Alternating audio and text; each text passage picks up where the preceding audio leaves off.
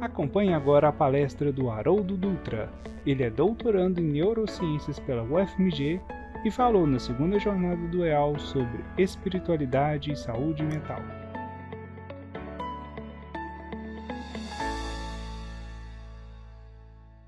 Com muita alegria que eu compareço nessa jornada para trazer uma reflexão sobre saúde e espiritualidade. Já de início, eu gostaria de fazer uma advertência. Muitas vezes, quando se escuta a palavra espiritualidade, nós pensamos em algo relativo ao espírito, à vida após a morte, à sobrevivência da consciência, e nos esquecemos dos desdobramentos desse tipo de assunto ou das consequências que essa cosmovisão traz, não só para as pessoas, mas especialmente para aqueles que lidam com a saúde, em especial a saúde mental. Espiritualidade, portanto, vai muito além da discussão da sobrevivência da consciência, mas ela também, esse tema, abarca um tipo de postura diante da vida, um tipo de postura diante das pessoas e das interações humanas. E, na verdade, é esse o foco que eu quero dar nessa reflexão. E, para isso, eu trago o primeiro slide dessa apresentação, uma frase do Roger Schultz, que diz assim: em todo ser humano existe um pedaço de solidão que nenhuma intimidade humana consegue preencher. É ali que o espiritual nos encontra. E poderíamos acrescentar: é ali que o sagrado nos encontra. É ali que a transcendência nos encontra. Isso significa que há um espaço dentro de cada um de nós que não pode ser preenchido por qualquer afeto, por qualquer realização, por qualquer projeto estabelecido, por qualquer conquista alcançada. E muitas vezes, não saber lidar com esse vazio, não saber lidar com essa lacuna, é o que tem gerado tanta angústia, tanta falta de sentido, tanta falta de propósito, quando não um completo desmoronamento do psiquismo, das estruturas do psiquismo, levando ao adoecimento mental. Então é importante nós entendermos isso. Esse espaço, esse vazio, não pode ser preenchido por nada que não seja espiritual.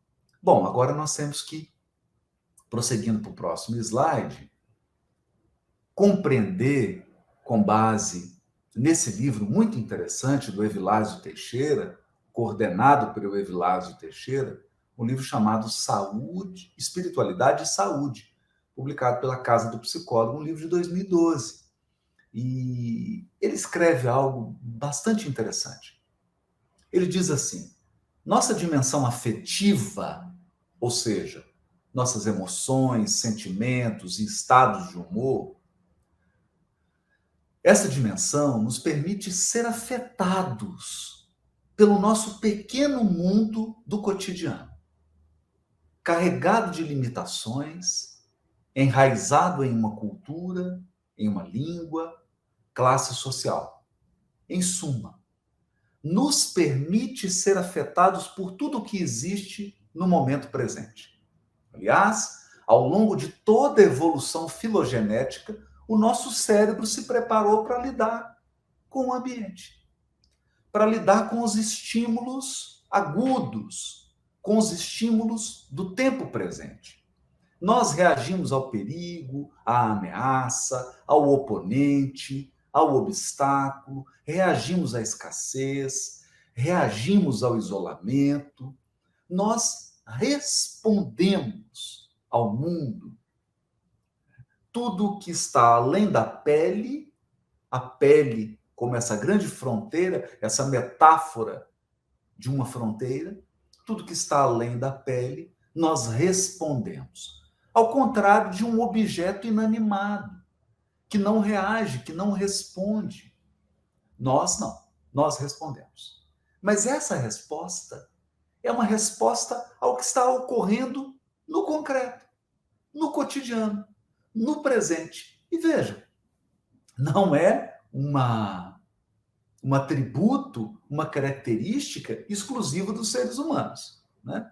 Vamos passar para o próximo slide, onde nós vamos perceber que outras espécies, que outros seres vivos também respondem ao ambiente, muitas vezes respondem melhor do que nós, respondem ao concreto, ao cotidiano, ao que está acontecendo.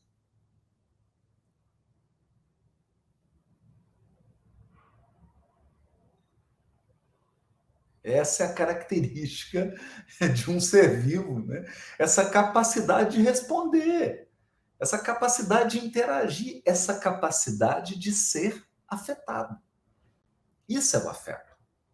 E aqui nós podemos ver nesses 4 graciosos exemplares dos caninos, nós podemos observar essa capacidade imensa de interagir e de responder ao cotidiano. Bom, no entanto, isso nós veremos no próximo slide, passando para o próximo slide, quando nós pensamos na dimensão espiritual, o Evilásio Teixeira nos chama atenção para um aspecto. Nossa dimensão espiritual revela o vir a ser, as possibilidades, nossa abertura ao mundo, a realidade infinita da vida, a conexão com todas as coisas, a transcendência. E eu gostaria de chamar a atenção para abertura ao mundo, conexão com todas as coisas, transcendência.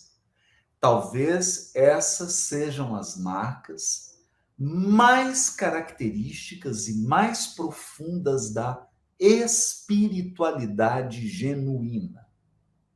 Espiritualidade, portanto, é transcender o que é, transcender o que está posto, transcender o que se estruturou, transcender o que foi construído, transcender o ponto que alcançamos e se abrir, e cogitar, e sonhar, e visualizar, e caminhar na direção do vir a ser. Essa é a característica mais extraordinária da espécie humana. Um João de Barro terá sempre as penas de João de Barro, vai cantar sempre do mesmo jeito, construirá sua casinha sem muitas variações, sempre do mesmo jeito. Já o ser humano, não. O ser humano está sempre num processo de construção. O ser humano está sempre testando possibilidades. O ser humano está sempre visualizando probabilidades. Ele está sempre em processo. Ele nunca está cristalizado.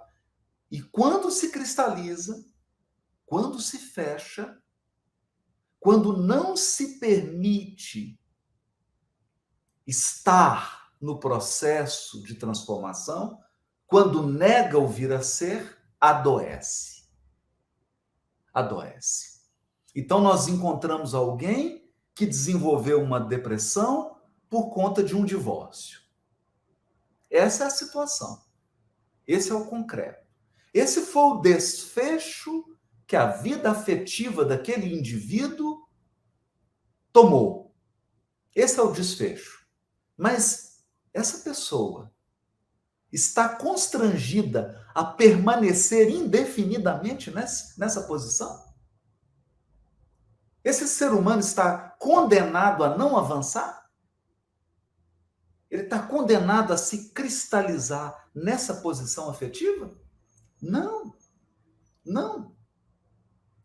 tão logo ele atravessa esse processo de luto, tão logo ele elabore suficientemente esse processo de luto, ele já começa a visualizar possibilidades, ele já começa a construir algo novo, ele conhece outra pessoa, ele se reestrutura, ele se reinventa, ele ressignifica. Então, essa abertura para o que pode ser é a grande marca do espiritual. Nenhum biológico, nenhuma estrutura biológica dá conta de explicar em toda a sua abrangência, em toda a sua profundidade, esse aspecto de vir a ser do ser humano. Então, isso, sem sombra de dúvida, é o mais genuinamente espiritual no ser humano, essa abertura. No próximo slide, nós vamos falar um pouquinho dentre essas probabilidades, dentre essas aberturas. O ser humano elege prioridades. E como nós estamos vivendo uma sociedade líquida, numa sociedade em que as prioridades, os valores e os princípios derreteram, vale a pena a gente pensar um pouquinho nesse vídeo. Aqui tem a legenda, porque está tudo em inglês, mas com a legenda a gente consegue acompanhar bem. São pais que foram chamados. Ó, se você pudesse jantar com alguém, quem que você escolheria? E esses pais começam a citar, ó, Marilyn Monroe, ó, Paul Rogan, Kim Kardashian, pessoas famosas, Justin Bieber. Esses são os pais falando. Bob Rock, Dave Hughes, Jimi Hendrix, Nelson Mandela. E aí chamam os filhos. E fazem a mesma pergunta. Se você pudesse jantar com qualquer pessoa, quem você escolheria? Eles respondem, a família toda. A família inteira. Mamãe e papai. Aí um pergunta, tem que ser uma pessoa famosa? Não pode ser alguém da família?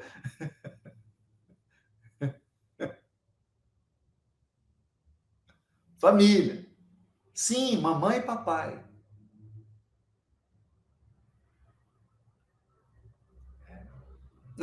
E aí os pais ficam perplexos.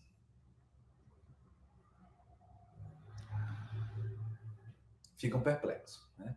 Inclusive essa moça que tinha dito que queria jantar com Nelson Mandela e começa a rever. Será que... E essa é a pergunta.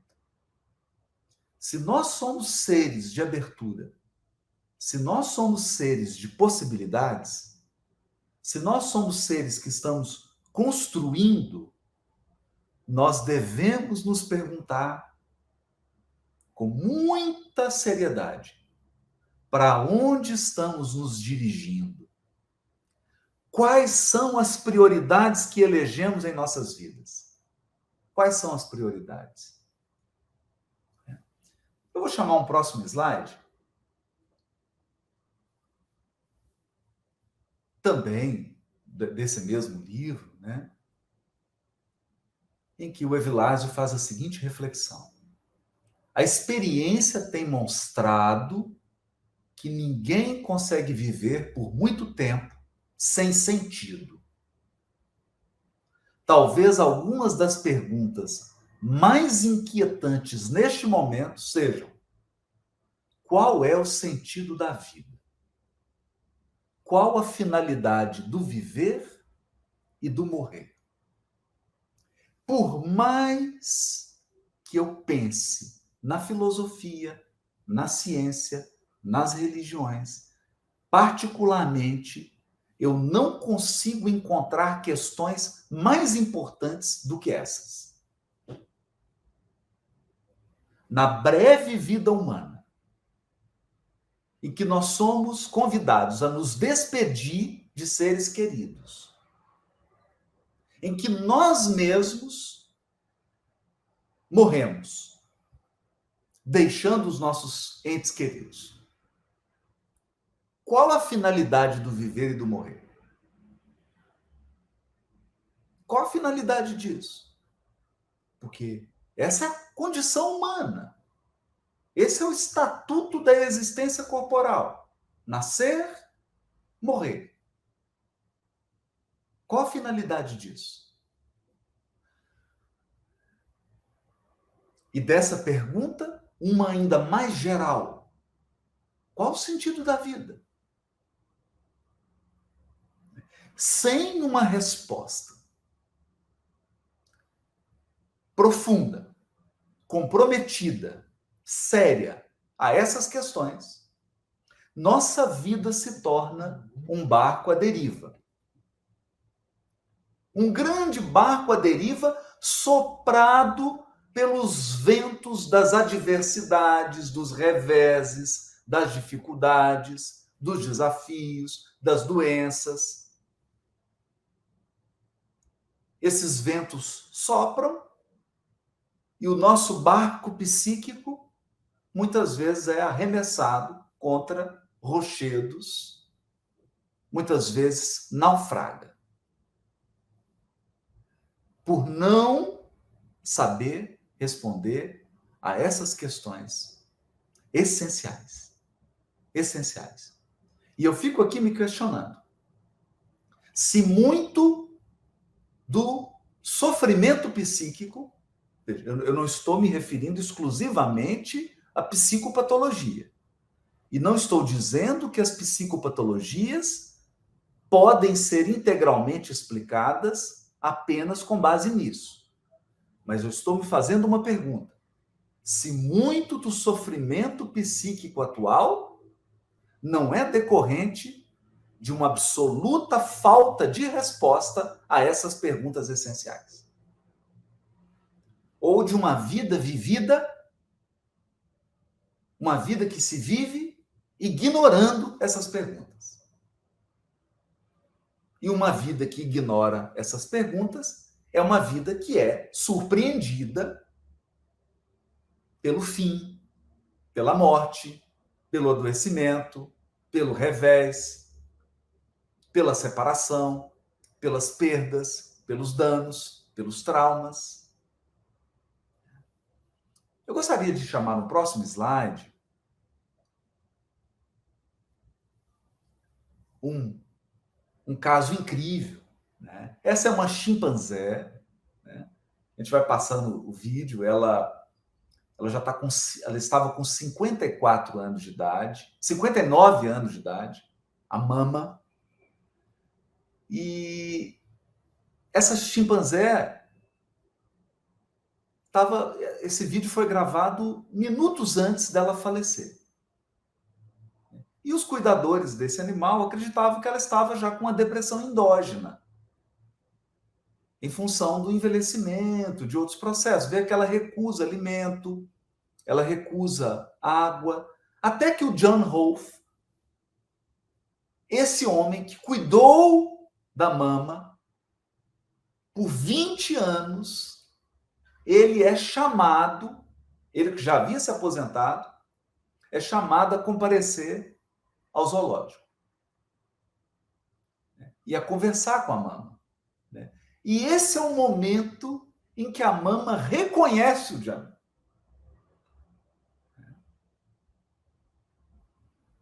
Esse é o momento em que a chimpanzé percebe que estava diante daquela criatura que havia cuidado dela por 20 anos. A expressão de carinho, né? Ela não tem dentes mais, mas a gente percebe que ela está sorrindo, né? Depressão endógena, será? Será? É. Olha o carinho, olha a resposta, olha a reação da Mama. É impressionante o gestual desse animal. A gente percebe isso agora, né? Ela está fazendo carinho na cabeça dele. Está acariciando. Ele também se emociona profundamente, porque estabeleceu um contato não trivial. Os chimpanzés são animais muito inteligentes, eles estão muito próximos da espécie humana, têm reações, têm comportamentos que se assemelham em muito aos nossos, né? Então, essa expressão de carinho, essa interação entre os dois é realmente surpreendente. É algo inacreditável, né? Algo inacreditável. E nós veremos que a mama vai voltar a se alimentar. Depois de alguns minutos depois, ela morre, né, que ela realmente estava muito velhinha, né? Aqui nós podemos parar o vídeo, passar para o próximo slide. Ela falece, então a gente pegou um momento final da vida da mama. E falando em fim, falando em momento final, falando em término, falando em fim de ciclo, já que estamos abordando a espiritualidade nessa concepção mais ampla, não tem como deixarmos de lado um tema importantíssimo, que são os conflitos existenciais. Então, o próximo slide fala sobre isso. Um conflito existencial é um conflito que emana do confronto do indivíduo com preocupações essenciais da existência, do ser no mundo. Quais conflitos? A morte, então a existência e a finitude, a liberdade, que tem a ver com autonomia e dependência, a solidão, que tem a ver com isolamento, sociabilidade, e a falta de sentido para a vida. Então, os autores apontam esses 4 principais conflitos existenciais: morte, liberdade, solidão e falta de sentido. Veja, esses 4 grandes temas responsáveis pelos conflitos existenciais são exatamente os temas implicados na espiritualidade. Espiritualidade, a reflexão sobre espiritualidade, é exatamente uma reflexão sobre morte, liberdade, solidão e sentido da vida. Então, nós temos um complemento. Importante deixar bem claro que nós estamos trabalhando com o conceito de espiritualidade aqui intrínseca. Nós não estamos falando de religião ou espiritualismo, porque há muitos espiritualistas e muitos religiosos que não têm o mínimo de espiritualidade. Eles estão conectados à dimensão social da prática religiosa, à dimensão política, econômica, não estão conectados à dimensão intrínseca. Então, ter uma religião ou filiar-se a uma corrente espiritualista não é garantia de espiritualidade. Espiritualidade é algo que decorre desse meu enfrentamento das grandes questões existenciais: morte, liberdade, solidão e sentido da vida. De alguma forma, isso tem que ser resolvido dentro de mim. No próximo slide, a gente recorda de Abraham Maslow, no seu livro Toward a Psychology of Being, um livro de 1962. E o Maslow, ele discutiu um conceito nessa obra, né, Toward a Psychology of Being, o conceito de autorrealização. Autorrealização seria um processo que está no topo da busca humana. Então ele diz assim: Uma vez satisfeitas as motivações básicas, que são as fisiológicas, comer, dormir, procriar, ter prazer, abrigar-se, buscar conforto, motivações básicas, fisiológicas, o indivíduo trata de tentar satisfazer as suas necessidades superiores. E o Maslow considera necessidades superiores essas aqui: segurança, amor, pertencimento, identidade, autoestima. Mas ele prossegue. No próximo slide, Maslow continua. Uma vez satisfeitas essas necessidades, o ser humano tenderá a consagrar-se à tarefa da sua autorrealização. Então, veja, só depois ele atender aquilo, segurança, amor, necessidades fisiológicas, ele começa a pensar em autorrealização, que está integrada numa série de necessidades que envolvem conhecimento, que é sabedoria, conhecimento interno ou insight, e estéticas, como coerência, integração, beleza, meditação, criatividade, harmonia. Então, veja, essas necessidades de conhecimento e necessidades estéticas, necessidade do belo, necessidade do harmonioso, necessidade da integração, da coerência, do sentido, porque o que é sentido se não construção de coerência? O que é sentido se não construção de coesão? Coerência e coesão. Amarra. Isso é o sentido. É quando eu consigo amarrar todos os acontecimentos na minha vida em um todo coeso e coerente. Então, essa necessidade de harmonia, porque se eu estiver permanentemente diante do caos, a minha necessidade estética de harmonia, de integração, de beleza, não é atendida. Se eu estiver mergulhado na ignorância, na brutalidade, se eu estiver apenas mergulhado nas satisfações fisiológicas, a minha necessidade de conhecimento, sabedoria, conhecimento interno, insight, cosmovisão, essa necessidade não é atendida. Juntas, isso forma um grande fator que Maslow chamou de autorrealização. Particularmente, eu considero a autorrealização também um dos elementos essenciais da espiritualidade. Espiritualidade é busca de autorrealização. Busca de sentido, de harmonia, de coerência, de integração, de transcendência, de conexão. Quando a gente fala conexão com o todo, é uma necessidade estética, de harmonia, de coesão. Quando nós falamos de explorar a ciência, as artes, a literatura, a música, nós também estamos falando de conhecimento. Estamos falando de algo intangível, imponderável, que integra a dimensão do espiritual.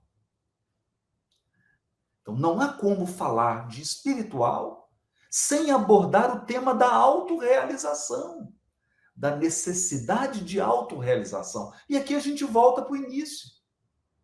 Necessidade de autorrealização pressupõe abertura, pressupõe o vir a ser, pressupõe possibilidades. Eu não posso me cristalizar. No próximo slide, a gente encontra essa síntese, e é com essa síntese que eu gostaria de terminar essa reflexão, para que a gente não avance no tempo. Espiritualidade é abertura, transcendência, conexão ao todo, pertencimento universal e, quem sabe, eternidade. Estou fazendo uma provocação. É impossível pensar saúde mental sem tocar nesses aspectos. É impossível imaginar um ser humano capaz de lidar com seu sofrimento, com seus conflitos existenciais, com as suas angústias, com seus reveses, com seus traumas, sem esse sentido de abertura, de transcendência, de conexão ao todo, de pertencimento universal. Não há como. Porque essa é a marca do humano. Essa é a marca do ser humano. Quando a evolução chegou na espécie humana, a dimensão espiritual se abriu. Um novo horizonte se abriu, um horizonte que é exclusivo da nossa espécie em comparação com as outras espécies de seres vivos. Então, nós mostramos aqui os cachorrinhos, mostramos um chimpanzé, eles têm afeto, eles respondem, eles interagem, mas não expressam com toda a profundidade essa nossa dimensão que diz respeito ao vir a ser, à transcendência, à abertura. E é essa espiritualidade que cura. É essa espiritualidade que precisa ser resgatada no processo terapêutico. E eu gostaria de terminar mesmo com uma frase do Geertz, um grande antropólogo, que disse essa frase pensando no número dos suicídios de médicos, o número de médicos que têm suicidado, especialmente estudantes de medicina. Então, Geertz diz assim: de fato, nós vivemos em uma aldeia global, mas é a primeira vez que o curandeiro da tribo se mata antes de iniciar o seu ofício. Então, nós estamos formando profissionais da saúde sem espiritualidade. Nós estamos formando cuidadores sem espiritualidade. Nós estamos construindo protocolos de tratamento, protocolos de saúde que não contemplam a espiritualidade. E isso nos leva a um fechamento. Isso nos leva a uma cristalização. E com o tempo, isso nos torna incapaz de lidar com os grandes conflitos da existência. Em especial, o por que nascemos, por que morremos. A gente sabe do papel do Hospital André Luiz há décadas, semeando essa noção de espiritualidade intrínseca, espiritualidade genuína, séria, aplicada com responsabilidade no cuidado do adoecimento mental. Muito obrigado a todos e a todas. Até uma próxima oportunidade. Você ouviu a palestra do doutorando em Neurociências pela UFMG, Haroldo Dutra, sobre espiritualidade e saúde mental.